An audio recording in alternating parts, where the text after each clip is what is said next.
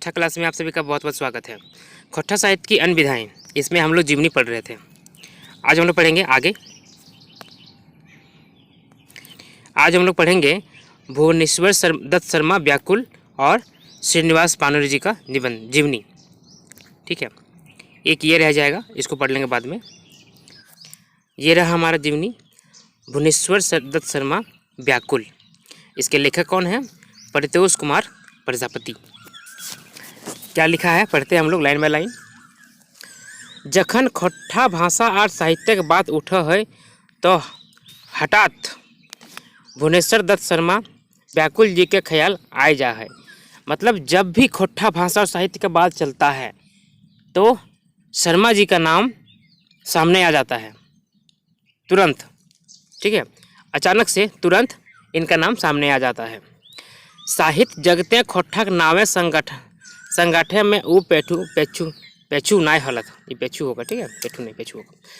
मतलब साहित्य को जगत में खोट्ठा का नाम को बनाने में, खोट्ठा के लिए नाम के बनाने में पीछे नहीं रहे हैं। जे समय लोग घर बाहरे व सभा सोसाइटी खोट्ठा बोले में लजा हलत, ऊ अपन माय करवा भाषा खोट्ठे गीत कविता लिख हलत और गैबो कर हलत। कि जिस समय लोग अपने घर बाहर या सोसाइटी में खोट्ठा में बात करने से शर्माते थे, लजाते थे, उस समय ये खोट्ठा भाषा में गीत कविता लिखते थे और गाते भी थे। बेसी भावे तखन उनकर गीत कविता किसानी और उलगुलाने लेतारे के करे सुनल जा हल। उस समय ज़्यादातर जो उनका गीत कविता होता था वह किसान और उलगुलान के लिए के क्रम में उसी से जुड़ा हुआ करता था। वो एगो चनफनिया कलाकार गवैया और बजवैया हथलत। वो एक बहुत ही चंचल तेज तर्रार कलाकार, गाने वाले और बजाने वाले थे। व्याकुल जी पूर्णा परियाक साहित्यकार लागत। ये पुराने पीढ़ी का पीढ़ी है ना, पुराने पीढ़ी के साहित्यकार हैं। उनकर समय खोट्ठा कौनहो साहित्यिक रूप नाय हलक, मेंतु खोट्ठा बोली गीते नादे झूमर दोहा जान कहनी यार सुन कहनी रूपी हल जे परिया चलले आवहल।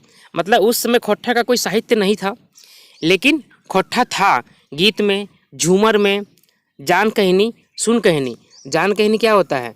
जान कहनी होता है कहावत, ठीक है, और सुन कहनी क्या होता है? सुन कहनी होता है मुहावरा। ऐसे कुछ है, ठीक है, कंफर्म पूरा नहीं कह रहे हैं आपको, लेकिन ऐसा ही कुछ है जो पीढ़ी दर पीढ़ी चलता आया है। एकरा वो साहित्यिक रूप में ढारे चेष्टा करल हल। इनको इस खोट्ठा को ये साहित्य के रूप में बनाने का, ढारने का मतलब उस रूप में गुथने का चेष्टा किए थे। उनका रचना समय विष्णुगढ़ सुखद खोट्ठा साहित्य कुटीर बाटले बहराल है। इनका जो रचना है वो समय समय पर विष्णुगढ़ है ना, हजारीबाग में है विष्णुगढ़, वहाँ का सुखद खोट्ठा समिति कुटीर इससे निकलता था, छपता था। उनका रचना प्रेम विरह ज्ञान मायक महात्म और दुलारक भाव भरल है। उनके रचना में प्रेम विरह का ज्ञान, माँ का महानता, दुलार का भाव भरा हुआ रहता था।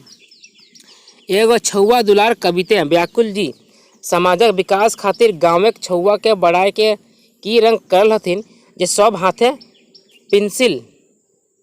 पिलसिन और काके पोथी लय स्कूल जाहत। उनकर प्रगतिशील विचार के पटतर देखा। मतलब वो एक गांव के समाज के विकास के लिए एक गांव के बच्चा का बड़ाई किस रूप में किया है। देखिए कि वो हाथ में पेंसिल और कांख क्या होता है? कांख समझ रहे हैं ना? उसमें किताब को दबाकर लेके स्कूल जा रहा है। उनका प्रगतिशील विचार का उदाहरण देखिए क्या लिखे हैं। हमर बाबू हमर सोना हमर सुगा पढ़े ले गेल, सुन अकली सुन के खगिया ऊंच करेजर आजे भेल। मतलब मेरा बच्चा जो है, मेरा बाबू मेरा सोना आज पढ़ने के लिए गया है, सुनो अकली सुन खगिया, आज मेरा कलेजा जो है ना ऊंचा हो गया है।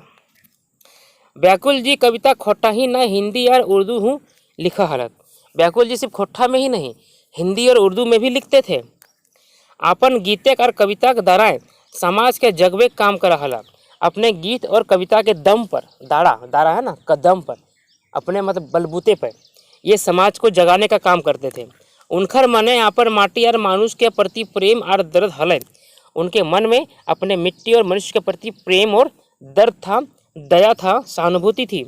से ले जखन सोवेसे देश ब्रितानी शासन के खिलाफ उलगुलान शुरू भेले, ओहो उलगुलालक लहरें डहराए जल। इसीलिए जब संपूर्ण देश में, पूरे देश में ब्रितानी मतलब ब्रिटेन का, अंग्रेजों के शासन के खिलाफ उलगुलान शुरू हुआ, तो ये भी उसी में रम गए।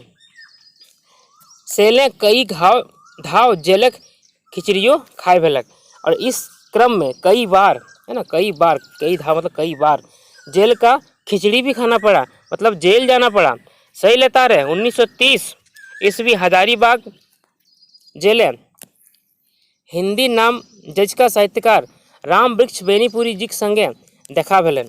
इसी क्रम में हजारीबाग जेल में हिंदी के साहित्यकार, बहुत ही प्रसिद्ध साहित्यकार राम वृक्ष बेनीपुरी जी से इनका भेंट होता है, मुलाकात होती है।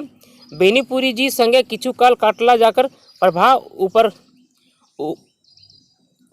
उपखरे पर पड़ले, ये उनखरे हो गया, ठीक है, इसलिए पढ़ने में दिक्कत हो रहा था, उनखरे होगा। मतलब बेनीपुरी जी के समय कुछ समय भी था जिसका प्रभाव उन पर पड़ा। बेनीपुरी जी जेले कैदी नामक एगो हाथ लिखा पत्रिका भरवेला। बेनीपुरी जी जो है कैदी नाम का एगो पत्रिका प्रिंट करवाए, छपवाए। यह पत्रिका उनकर पहिल रचना कवि व्याकुल के नामे प्रकाशित भेलन। इसी पत्रिका में, ये जो पत्रिका निकला कैदी नाम का, इसमें जो पहला रचना था वो कवि व्याकुल के नाम से प्रकाशित हुआ। एकर बादे उनकर लिखल कविता लगस्तर, प्रताप, वर्तमान, करमवीर, लोकमान्य, विश्वामित्र, हिंदू मंच, हिंदुस्तान, बालक, जनता और जागृति जैसन दोसर तेसर हिंदू उर्दू पत्रिका पत्र पत्रिकाएँ प्रकाशित होते रहल। इनके बाद जो है पहला यहाँ से हुआ, इसके बाद जो है और सारी जो नाम बताएं अभी, इन सब में इनका लेख प्रिंट होते रहा, छपते रहा। एक ठिन माखनलाल चतुर्वेदी जी लिखल हत, एक जगह माखनलाल चतुर्वेदी जी लिखे हुए हैं, व्याकुल उपनाम से उर्दू भाषा में लिखी गई भूषण दत्त जी की राष्ट्रीय कविताएं सुनकर मुझे बहुत प्रसन्नता हुई। ये कवि हैं और राष्ट्रीयता इनमें कूट कूट कर भरी है।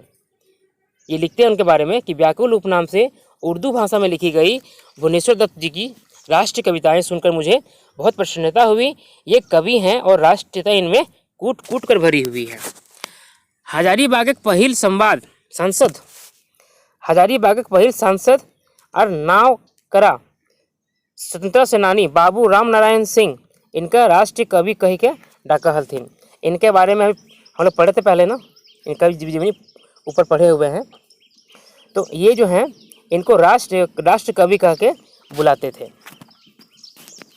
व्याकुल जी पहिल किताब कलामे व्याकुल 1939 ईस्वी में बिशुनगढ़ हजारीबाग बाटले प्रकाशित भेल हल। ये किताबे कविता किछु लाइन देखा। इनका जो पहला किताब था कलामे व्याकुल, ये 1939 ईस्वी में बिशुनगढ़ हजारीबाग से प्रिंट हुआ था। इस किताब का कुछ लाइन इस प्रकार है।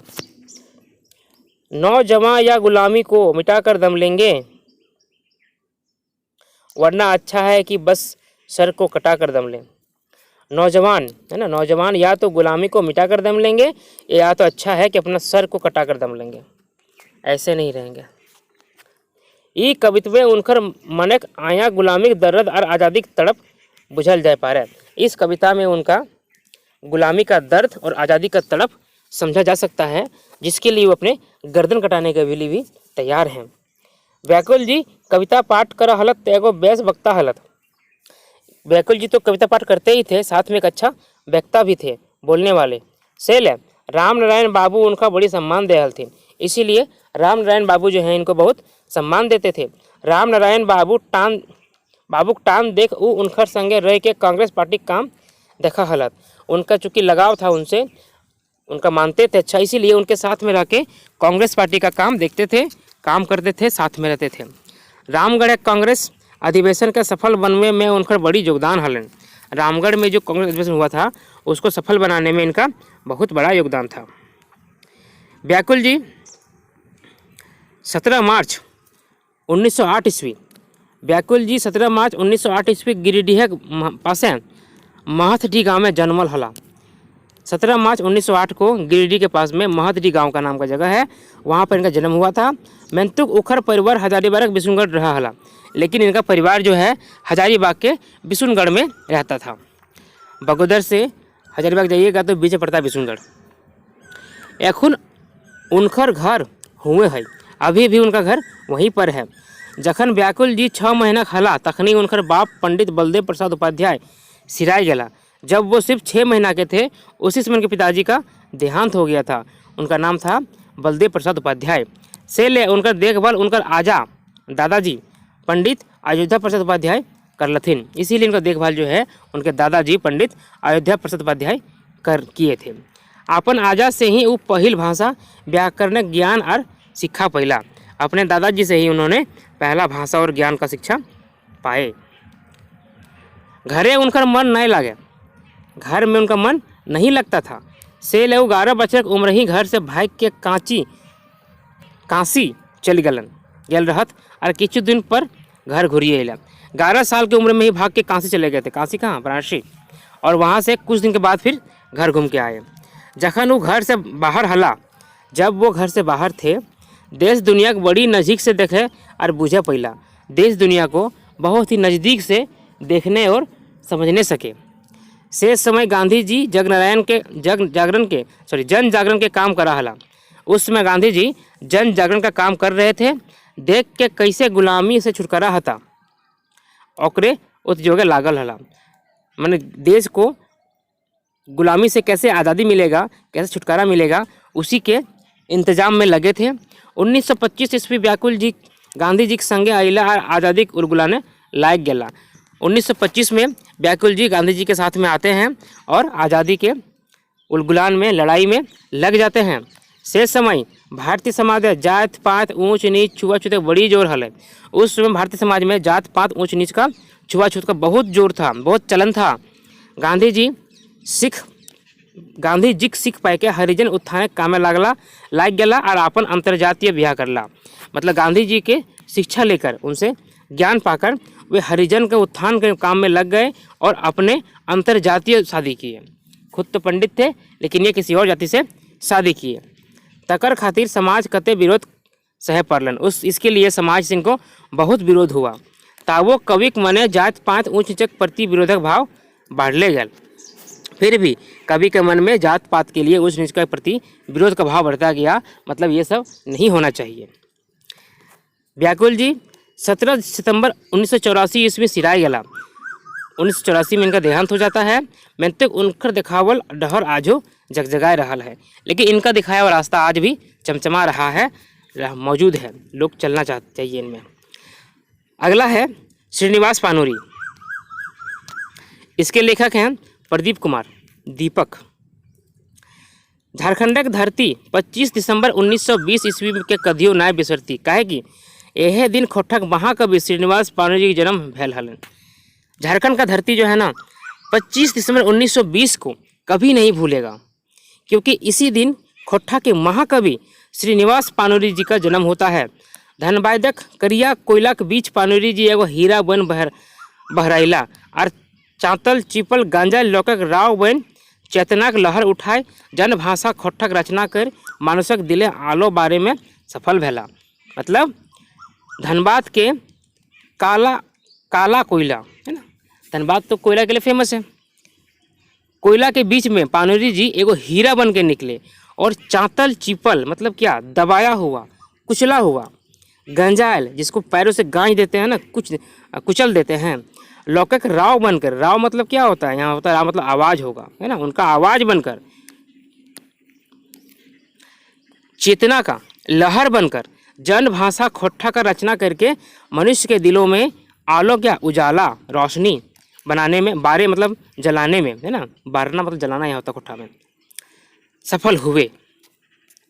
कहल जा है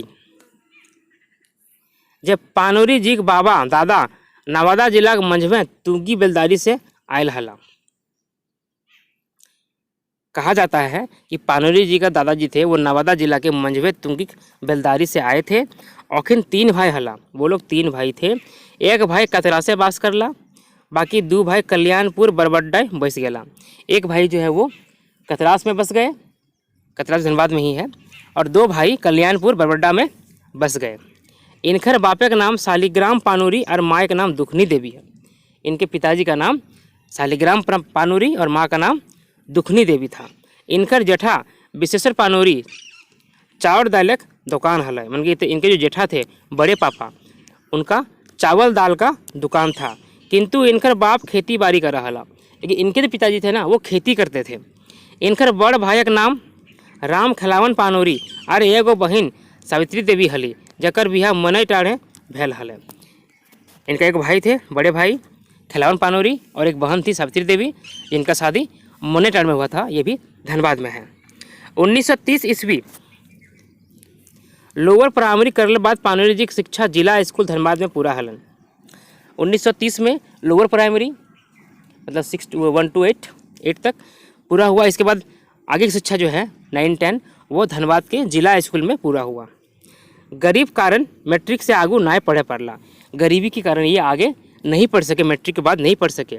किंतु तावले इनकर भीतर साहित्यिक चेठा जाग गल हल, लेकिन तब तक इनके भीतर में साहित्य का जो चेष्टा था, साहित्य का जागरण हो चुका था, साहित्य का प्रभाव हो चुका था। इनकर बिहा मूर्ति देवी संग भलन। इनका शादी हुआ मूर्ति देवी से, पत्नी जी का नाम मूर्ति देवी। बापे की मृत्यु 9 सितंबर 1939 साले भला। इनके पिताजी का मृत्यु 9 सितंबर 1939 को हुआ। 1944 साले माया की मृत्यु के बाद पानूरी जी के ध्यान अपन रोजी रोजगार बाटे गले। 1944 में जब माँ भी मर जाती है तब इनका ध्यान अपने रोजी रोटी की तरफ जाता है। 1946 ईस्वी में जी पुरना बाजार धनबादी एगो पान गुमटी खोला। 1946 में पानूरी जी पुराना बाजार में एक पान का गुमटी खोलते हैं। हम लोग ये पढ़े हैं ना, जब लेखक परिचय पढ़ रहे थे इनके बारे में, तो ये चीज़ जिक्र हुआ था। इसमें कुछ डिटेल दिया है, उसमें इतना डिटेल नहीं था। पान कत्था से हाथ रंगाए लगल और उनकर कलम से कविता कहानी रूपे कागज रंगाए लगल। वहीं पर ये लिखना शुरू करते हैं और पान लगाते में कत्था से हाथ रंगने लगा, उसी तरह से कलम से कविता कहानी का रूप में कागज रंगाने लगा। वहीं से लिखना शुरू करते हैं। लोग पाने के संगे संगे उनके कवितों के आनंद उठवा हला। लोग उनके दुकान में जाके सिर्फ पानी नहीं खाते थे बल्कि कविता का भी आनंद लेते थे। किंतु अपन पक्कड़ स्वभाव के कारण उनकर आर्थिक दशा ठीक नहीं रहे। फक्कड़ स्वभाव था उनका, इस कारण से उनका जो आर्थिक दशा था वो ठीक नहीं रहता था। पानूरी जी से लिखल हला जे हम चाकरी नाय करके आज पछताए रहल हों। लास्ट में लिखे थे पानूरी जी कि हम नौकरी न करके आज पछता रहे हैं। हित हमरा बेस्ट सुझाव नाय दिला आ ससुराल बाट से कोनो मदद नाय मिलल। जो मेरे कुटुंब हैं हित, वो हमें अच्छा सुझाव नहीं दिए और ससुराल से भी हमें कोई सहारा मदद नहीं मिला। किंतु आर्थिक अभावक माझे इनकर लेखनी यार जगमाए जाए लागल। ये हुआ जगमगाए लागल, ठीक है, जगमगाए लागल। एगो बड़ परिवार बेटा भगवान दास, राजकिशोर पानूरी, ध्रुव पानूरी, अर्जुन पानूरी जे अखन खोठक समय लागल हथ, और अरुण लाल पानूरी इनके पुत्र थे। बड़ा परिवार था। भगवान दास, राजकिशोर पानूरी, ध्रुव पानूरी, अर्जुन पानूरी जो अभी खोट्ठा भाषा में लगे हुए हैं की सेवा में, और अरुण लाल पानूरी। बेटी निर्मला देवी, रेखा देवी और आशा देवी सौभिन के दायित्व में उठवे पड़ो। साहित्य सेवा तनिक कमी ना अल। इतना करने के बाद भी, इन सब इतना बड़ा परिवार का पालन पोषण करने के बाद भी साहित्य के प्रति इनके सेवा में कोई कमी नहीं आया। साहित्य को ये नहीं छोड़े। 1950 साल से खोट्ठा गंभीर भय रचना शुरू करला। 1950 से थोड़ा गंभीर होकर, है ना, डेडिकेटेड होकर खोट्ठा का रचना करना शुरू किए। 1954 साल में खोट्ठा पहिल कविता संग्रह बाल किरण प्रकाशित भेलन। 1954 साल में 1954 में खोट्ठा का पहला कविता संग्रह बाल किरण प्रकाशित हुआ। 1957 साल खोट्ठा भाषा मातृभाषा नामे एगो पत्रिका प्रकाशन करला और यह बच्चर आकाशवाणी रांची से खोट्ठा पहिल कविता प्रकाशन भेलन। फिर 57 में 1957 में खोट्ठा भाषा का मातृभाषा नाम से एक पत्रिका प्रकाशित करते हैं और इसी समय आकाशवाणी रांची से खोट्ठा का पहला किताब प्रकाशित होता है। मतलब इसका रेडियो है ना आकाशवाणी रांची, वहाँ से इसका प्रसारण होता है। इसका प्रकाशन नहीं, प्रसारण होगा। तावले पानूरी जी नाम चारों बाटे पसर चुकल हल। इतना देर तक अभी तक पाणिनि जी का नाम चारों तरफ फैल चुका था। हिंदी के नाम जैसका साहित्यकार बुद्धिजीवी नेता सभी इनकर प्रतिभा का लोहा माना हला। हिंदी के नामचीन कवि साहित्यकार बुद्धिजीवी नेता सब इनकर प्रतिभा का लोहा मानते थे। पाणिनि जी खोट्ठा कविता पाई बड़ बड़ कवि सम्मेलन कर हला, ये पाठ होगा, जकर कारण इनकर परिचय हरिवंश राय बच्चन, राहुल संकृत्यान, श्याम नारायण पांडे, बेधड़क बनारसी, रामदयाल पांडे, शिवपूजन सहाय, जानकी वल्लभ शास्त्री, भगवान प्रसाद मिश्र, रामजीवन शर्मा, राधाकृष्ण, वीर भारत तलवार जैसे साहित्यकार संज्ञा भले। खोट्ठा जो कविता था इनका पाठ ये बड़े बड़े कवि सम्मेलन करने लगे। इसी कारण इनको इतने नामी गिरामी लेखकों से, कवियों से, बुद्धिजीवियों से इनका परिचय होता है। राष्ट्रवाणी दैनिक अखबार था ये, मैं उनकर संपादक श्याम कृष्ण बख्शी बाल किरण के फरनाए के समीक्षा छापला। राष्ट्रवाणी पेपर था, एक डेली पेपर था, ये दैनिक था। उसके संपादक रामकृष्ण बख्शी बाल किरण जो उनका प्रकाशन था उनका समीक्षा किए और वो छापे। महापंडित राहुल संकृत्यान उनका उनको चिट्ठी लिखे, मातृभाषाओं का अधिकार कोई छीन नहीं सकता, न ही लोक कविताओं को आगे बढ़ने से कोई रोक सकता है। हाँ, कविता करने में आप साहित्यिक कवियों की कविता का अनुकरण हरगिज न करें, उनके लिए आदर्श हैं लोक कवि और उनकी अछूती भाषा। कहते हैं कि आपका कविता कोई रोक नहीं सकता है, लेकिन आप किसी का अनुकरण नहीं कीजिएगा, कॉपी नहीं कीजिएगा, आप अपना अलग बनाइए, अछूता बनाइए। पाणिनि जी मेघदूते काव्य के अनुवाद खोट्ठाएँ कर गोटे साहित्य जगते हलचल मचा दिला। मेघदूत जो काव्य है उसका खोट्ठा में अनुवाद करके पूरे साहित्य जगत में हलचल मचा दिए। साहित्यकार राधा कृष्ण उनकर विषय लिखला, साहित्यकार थे राधा कृष्ण, उनके विषय में क्या लिखते हैं? छोटा नागपुरी भाषाओं में सर्वप्रथम खोट्ठा भाषा में श्रीनिवास पाणिनि ने मेघदूत का अनुवाद करने का श्रेय पाया है। अनुवाद में पाणिनि जी ने मुक्त छंद का प्रयोग किया है और वह भी अपने आप में एक नई चीज़ है। श्री पाणिनि जी की तपस्या अनुकरणीय है, उनकी तपस्या के सम्मुख आदर से सिर झुक जाता है।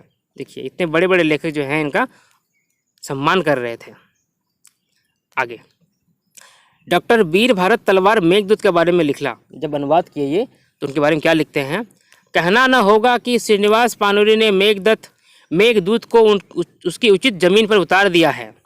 ये कहने का जरूरत नहीं है कि श्रीनिवास पाणिनि ने मेघदूत को उसके उचित स्थान पर ला दिया है।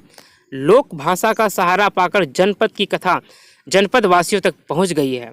लोक भाषा जो लोगों का भाषा है, इस भाषा को पाकर जो ये जनपद की कहानी है, लोगों की कहानी है, ये लोगों तक पहुंच गई है। इस अनुवाद से खोट्ठा भाषा की भावाभिव्यक्ति की क्षमता सिद्ध होती है। मतलब इस अनुवाद से खोट्ठा भाषा का भाव व्यक्त करने की शक्ति का क्षमता सिद्ध होती है। पंडित हंस कुमार तिवारी लिखला, किसी भी कला वस्तु को एक आकार से दूसरे आकार में ढालना, एक भाषा से दूसरी भाषा में उतारना कठिन काम है। मतलब किसी भी कला वस्तु को, जो कला है, उसको एक आकार से दूसरे में चेंज करना या एक भाषा से दूसरे में अनुवाद करना, ये कठिन काम है। फिर भी मेघदूत का बड़ा ही कठिन परंतु खोट्ठा भाषा के कवि पाणिनि जी ने इसके अनुवाद की सतुत्य चेष्टा की है। फिर भी मेघदूत के लिए इन्होंने बहुत अच्छा चेष्टा किया है। भूल के गाढ़े ऐश्वर्य में सादी छटा देखते ही बनती है। बड़े ही सरल किंतु उपयुक्त शब्द, निर्लंकार श्रृंगार से और सीधा ढंग। तारीफ करते हैं उनका, वो बताते हैं। महान कवि सह लेखक रामदयाल पांडे जी पाणिनि जी का चिट्ठी में लिखला, खोट्ठा नाम जनपदीय भाषा में काव्य निर्माण का काम आप सफलता से कर रहे हैं। आज जो प्रयास प्रारंभिक मालूम पड़ रहा है वह कभी बहुत विकसित होगा, भारतीय भाषाओं के इतिहास में बहुत बड़ा महत्वपूर्ण स्थान होगा। ये खोट्ठा का बोल रहे हैं कि आज आपको ये प्रयास प्रथम लग रहा है, आप शुरू कर रहे हैं, लेकिन भविष्य में इसका स्थान जो है बहुत बड़ा होने जा रहा है। मैं इसे वैसा ही प्रयास मानता हूँ जैसा वाल्मीकि ने संस्कृत के लिए अथवा सिद्ध कवियों ने हिंदी के लिए किया है। बताइए कितना बड़ा उपमा दिया गया, तुलना दिया गया, इनको सम्मान दिया गया। पाणिनि जी के सभिन कवि जी कह के डाका हला, पाणिनि जी के सभिन कवि जी कह के डाका हला। झारखंड आंदोलन के जन्मदाता विनोद बिहारी महतो एके राय कवि जी में बड़ी हेलमेल रहा हल। इन सब का नाम पढ़े हैं, इनके बारे में जीवनी भी पढ़े हैं हम लोग, ठीक है। ये लोग कवि जी से बड़ी हेलमेल में रहते थे, मिलजुल कर रहते थे। दियो नेता जखन उड डहर से पार होतला, कवि जी के पान गुमटी दू चार कविता बिना सुनल जाए के नामे नाय लतला। दोनों नेता कौन, विनोद बिहारी महतो और ए के राय, जब उधर से पार गुजरते ना तो बिना कवि जी के पान गुमटी से दो चार कविता सुने नहीं जाते थे। कवि जी जनवादी हला, मानुष के दुख दर्द शोषण सामाजिक कुरीति गुलेन पर दरदराए के कलम चलैला और हियक मानववादी संस्कृति के जगवे और जोगवे में सौंसे जीवन समर्पित कर देला। कम्युनिस्ट घोषणा पत्र के जुगे गीता कई सौंसे घोषणा पत्र के खोट्ठा में काव्यानुवाद करला। क्या कर रहे हैं यहाँ पे, जनवादी थे, मनुष्य के सुख दुख दर्द में अपना कलम चलाते थे और उनको लिखते थे कि क्या दर्द है, और सभी को जगाने में सब अपना जीवन को समर्पित कर दिए। कम्युनिस्ट का घोषणा पत्र को इस युग का गीता कहे और पूरे घोषणा पत्र को खोट्ठा भाषा में अनुवाद कर दिए। इनकर कविता से प्रभावित भय के कवित्री आर मजदूर नेत्री रमणीक गुप्ता धनबादे अपन डेरा पैत शनिचर के काव्य गोष्ठी करहली, जे कवि जी के कविता सुन के सभिन झूम उठा हला। इनके कविता से प्रभावित होकर कवित्री और मजदूर नेत्री रमणीक गुप्ता जो धनबाद में अपना डेरा में हर शनिवार को काव्य गोष्ठी करती थी और कवि जी का कविता सुनकर सब कोई झूम उठता था। पानुरी जी अपन जीवन साहित्य जीवन 40 बछरे 40 गो खोट्ठा किताब और 40 गो हिंदी किताबें रचना करला। 40 साल के साहित्य जीवन में 40 खोट्ठा किताब और 40 को हिंदी किताब का रचना किए। गरीबी के कदियो अपन साहित्य रचक डहरे रोड़ा बन के खड़ा हवे नाय देला। गरीब थे लेकिन कभी भी गरीबी को अपने साहित्य की रचना के रास्ते में उसको रुकावट बनने नहीं दिए। हमरा आजो याद है ये कविता जे वो प्राय भेंडरा गाँव में जहाँ उनका रिश्तेदार हत आय सुनवा हला। एक कविता था जो वो भेंडरा गांव में सुना रहे थे जहां उनके कुटुंब रहते थे। हमें तखन छोट गिदर हलो कि नाच बांदर नाच रे मोर चाहे बाँच रे, है ना, आंखें गीत का कविता है ये, हमने पढ़ाया है ये। तखन हमें ये कविता ता के गिदराली रूप में दोहरवा हलो। इस कविता को हम बच्चे के रूप में दोहराते थे, किंतु बड़ भैल बाद ही उनकर की कविता तक भाव बुझे पारलो, लेकिन बड़ा हुए तब इस कविता का असल भाव हम समझ सके। इस कविता को हमने आंखें गीत जो हम लोग का सिलेबस है उसमें पढ़ाए हैं। नाच बंदर नाच रे मोर चाहे बाँच रे तौर खातिर क्या सुसनी साग हमार खातिर माछ रे, है ना। अच्छा कविता है, बहुत भावपूर्ण कविता है। पानुरी जी की रचना, मुख्य रचना गुलाय खाटे खोटे ई रकम है। उनका जो रचना है सब यहाँ नाम दिया हुआ है। बाल किरण, तितकी, काव्य संग्रह, मधुक देश, राम कथामृत, मेघदूत, ये सब प्रकाशित हुआ है, ठीक है। और अप्रकाशित में चाबी काठी, आंखिक गीत, परिजात, रक्त भिंजल पाखा, अजनास, मोतिक चूर, आगिन परीक्षा, समाधान, मोहभंग, हमर गांव, भ्रमर गीत, उद्वासल कर्ण, ये भी हम लोग सिलेबस में है। जुगक गीता, पराजित, जा मेरे गीत, छोटो जी, हास्य व्यंग है ये, वामपंथी भावना, ये सारे इनकी रचना है। पानुरी जी रांची विश्वविद्यालय सिलेबस बोर्ड के सदस्य हला। रांची यूनिवर्सिटी के सिलेबस बोर्ड के ये मेंबर थे। संगे संगे जनजातीय और क्षेत्रीय भाषा विभाग संपादक मंडल उनका आजीवन सदस्य रूप में शामिल कर ले रहा था। इनका आजीवन जो है क्षेत्रीय भाषा और जनजातीय विभाग जो था वो इनको संपादक मंडल में आजीवन सदस्य बना के रखा।